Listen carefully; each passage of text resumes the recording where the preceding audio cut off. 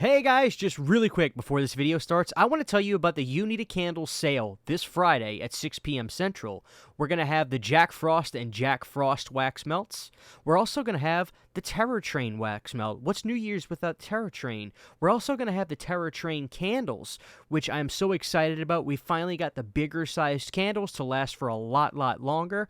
What's New Year's without New Year's Evil, baby? We've got the New Year's Evil candle, and our most requested candle is back. The new and improved Cochrane candle. This Friday, 6 p.m. Central Time, YouNeedACandles.com.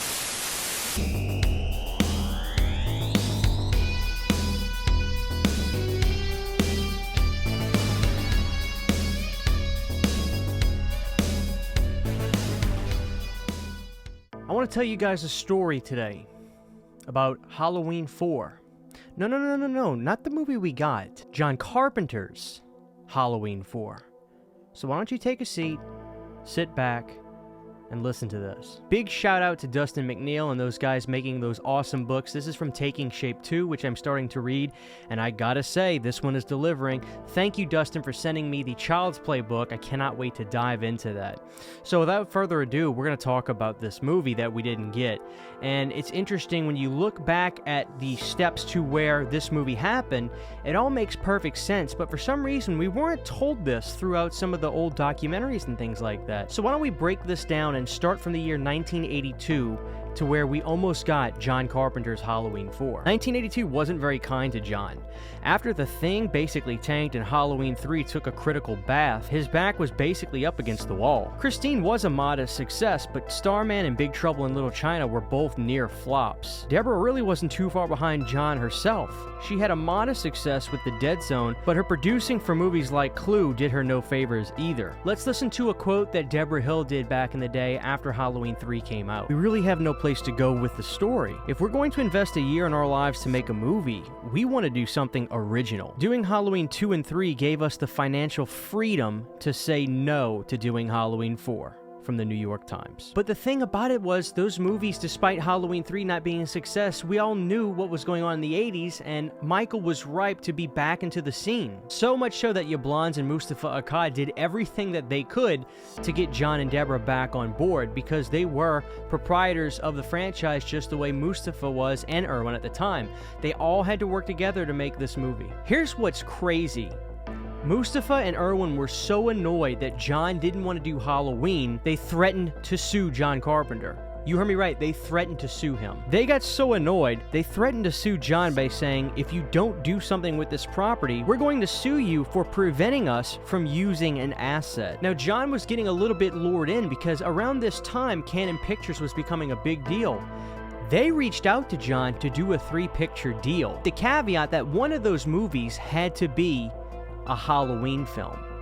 Now, John's back was up against the wall, as we talked about. Some of the stuff he'd done prior wasn't all that successful, and Big Trouble really shit the bed. Even though it's an amazing film, and I love it, and you probably love it, it was a flop.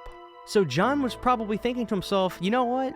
Sometimes you gotta go back to the pond where the fish are biting. And to have a 3-picture deal with Canon Films, I mean, to me that sounded like a no-brainer. It's also important to note who else had gotten a 3-picture deal from Canon Films. Toby Hooper. And he basically had the same deal. Hey, we're going to give you 3 movies. One of those movies has to be, you named it, Texas Chainsaw Massacre Part 2.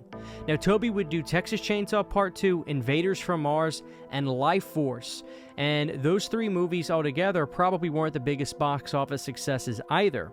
I know Invaders from Mars and Life Force were disasters in terms of what Golan and Globus thought about the movies after the fact. But with John, it would have been probably a little bit more straightforward. Now, I'm not trying to speak ill of the dead. Quite frankly, I think Toby Hooper's one of the greatest to ever don the director's chair at horror. But Toby was under a lot of drug influence at the time. There's no telling if John was or wasn't, but I like to think John was probably a little bit more level-headed about that stuff back in the day. I could be wrong, but I get the sense that John never got himself into that world. That's something we'll speculate on a little bit more at the end of this video. Here's a quote from John Carpenter in Fangoria from back in the mid-80s. Let's have a listen to this. "The audience wants to see another slasher movie. I don't want to pander to the slasher audience. So if I decide to create the story for Halloween 4, I'm going to want it to be more stylish, like the original Halloween." So, when things started to look like they were ramping up for Canon Pictures and John Carpenter, John decided he was going to hire none other than Dennis Etchison to write that screenplay. Now, if that sounds familiar, I think Dennis goes under the pseudonym of Jack Martin because he wrote those Halloween 2 and 3 novels at the time. I think it's also important to note that Dennis Etchison had wrote some screenplays before this, but none of them had actually been produced. Dennis said in that interview that he was sure this was going to be the one that was going to make it. Obviously, we know that this movie didn't happen, but while I was reading this book, it really felt like it was about to happen. I almost believed that this Halloween was literally happening, because guess what? There were 3 passes on this script, and the 3rd script was done in January 2nd, 1987. Now let's talk about what this film was. Let's break down the plot. So the story of this film was going to show Lindsay Wallace and Tommy Doyle as teenagers. Haddonfield has a strike on Halloween, and Michael is in fact dead. The town is still in fear and up in arms come every Halloween, where Sheriff Brackett calls in reinforcements just in case. Inexplicably, the shape shows back up in a pumpkin patch, killing a girl named Darcy, a friend of Lindsay Wallace. After the kill of Darcy, Myers would return to his house at 45 Lampkin Lane to await nightfall. The town heatedly debates the Halloween ban. While as night begins to fall, the shape begins to kill again in a bloody trek across town. Now, this screenplay climaxes at the Lost River Drive-In, where a horror movie marathon was taking place. And at this point of the film, this is where the full cast was going to be present. So Sheriff Brackett, Tommy Doyle, Lindsay Wallace, some of the friends. Now, this is where the movie takes a really crazy turn. Michael is going to manage to actually systematically slaughter everyone at the drive-in, car by car. Based on what I read, it was going to make Halloween Kills look like an episode of Sesame Street. At this point in the film, Brackett would have reinforcements arrive where they would gun down Myers. But here's where it gets really different. In a bizarre turn of events, all the gunfire would seemingly make Michael stronger in the moment. They would gun him down so hard, and he would come back so fierce, he actually would grow. To a point to where in the script, he supposedly gets 12 feet tall. Now that is going to be the biggest, strangest thing about this script. But what I'm thinking what was going on was John wanted to make Michael really a ghost that shows up on Halloween. He described it as the fear of Halloween itself is what resurrected Myers, almost in a New Nightmare Wes Craven kind of way. Now, taking it from approach at that point in the film, I can understand because you could argue that Michael really died at the end of Halloween 2. I mean, he got blown to smithereens in that hospital. So the idea of this ghost Myers coming back on Halloween night because of the ban and fear that they have in Haddonfield on Halloween, making him this ghost would have been crazy. Now, the way they kill Myers is interesting, but kill really isn't the right word. During all of this extreme gunfire, Brackett and his reinforcements would open fire at what would be a big gas tank near the Lost River Drive-In. It would explode everything, and the whole drive-in would be burst into flames. But when the smoke would clear, where Myers was supposed to be, he wasn't. It's also important to note that Dr. Loomis is not in this film, and if you're wondering why, it's because, according to John, he died at the end of Halloween 2. If John really would have made it through and gotten this movie made, Dr. Loomis wouldn't have been in the sequel. Now, that could be something where a lot of you say to yourself, okay, you know what? I am kind of glad that this movie didn't happen. And quite frankly, I wouldn't argue with you on that. Without Dr. Loomis in these films, who knows how important they'd be today. John was wanting to completely subvert expectations by saying the premise was the adult's fear caused Michael to come back and reappear. He was created by the dark side of the adults in Haddonfield.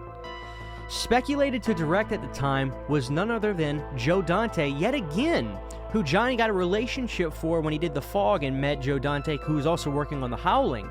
And John also wanted Joe Dante to work on Halloween 3, but we know that that didn't happen. It seemed like a natural thing that John would want to have Joe Dante come back and direct it again. Could you imagine a Joe Dante Halloween film? Maybe one day. No, I doubt it. And it's also important to note that while Joe Dante never officially signed on for this movie, he did in fact meet with Dennis Etchison, because at the time, at the 11th hour, this movie was happening. And the canon deal with John Carpenter was going to go through. Now here's where things take a wild and bad turn. At the 11th hour, after we had passes on the script, we had basically a verbal agreement from the director, Joe Dante. Yablans and Mustafa decided, we don't want to make this film. It's not like the first and second movie to us. He's got to be alive. This would cause a shitstorm with Deborah and John Carpenter. This would ultimately cause John and Deborah to throw their hands up and just refuse to partake in another sequel that would just be the same movie over and over again. Mustafa would eventually purchase their stake in Halloween. But here's something that I found interesting as well. This really took a toll on Irwin Yablans mentally. He was just so burnt out on this part of the movie business. While giving up the rights to put out Halloween 2 himself and letting Universal do it, he felt like that was a bad decision in retrospect. Knowing how successful Halloween 2 would be, I think he said he would have done it himself. So after that, and going through the years and years of fighting with John and Deborah, and then eventually not getting to make the movie that he did with John and Deborah because he just hated the script, I could almost wonder, if you talk to Irwin, if he would think that John made that script in a way just for Irwin to be like, screw this, you know I don't want to do this, I'm out. Part of me thinks he'd be like, oh yeah, he was just trying to sabotage me. He knew I wasn't going to like that. That's something I'd like to talk to Irwin about. So at that time as well, Irwin was like, I'm out too, deuces. And this was where Mustafa Akkad would become the sole proprietor for Halloween. And after that, he would knock on Dwight Little's door. Dwight Little would get with a writer who put a treatment in right before that writer's strike happened, and that was Halloween 4 that we got. So I ask you, what are your thoughts on John Carpenter's Halloween 4 that we almost got? That is a movie that I can almost picture in my head up until the point to where he grows 12 feet. Now, this is something I think would have been really cool. If Michael is really going to be this entity of ghost-like evil that appears on Halloween, what if they fought him all the way up to 11:59, and right as Michael was about to either kill somebody or get blown up to smithereens by a detonator or some kind of bomb, it strikes midnight and he disappears. Now that's something I think the audience could get behind. Growing 12 feet is something silly and weird, but who knows, maybe it would have looked cool on screen. Who am I to say? I'd almost say, well, we'll never see that, but the way, who knows? But anyway, guys, I'm enjoying reading this book so far. If you want to learn about more Halloween sequels that weren't made, get ready. I'm going to try to go through more of these and do videos on them, but this was too cool not to talk about. And the biggest disappointment about this whole thing is John Carpenter not getting that 3-picture deal with Canon Films. I can only imagine a John Carpenter Canon movie. Wow, I could only imagine. I think he would sound with a live pictures after this, and he did Prince of Darkness and They Live, but wow, that would have been a very big turn of events in the late 80s. So there it is, guys, the story of John Carpenter's Halloween, the sequel we never got.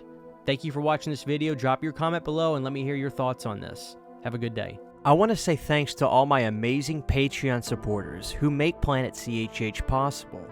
For behind-the-scenes photos, videos, music, private live streams, and more, you can subscribe for as little as $1 a month.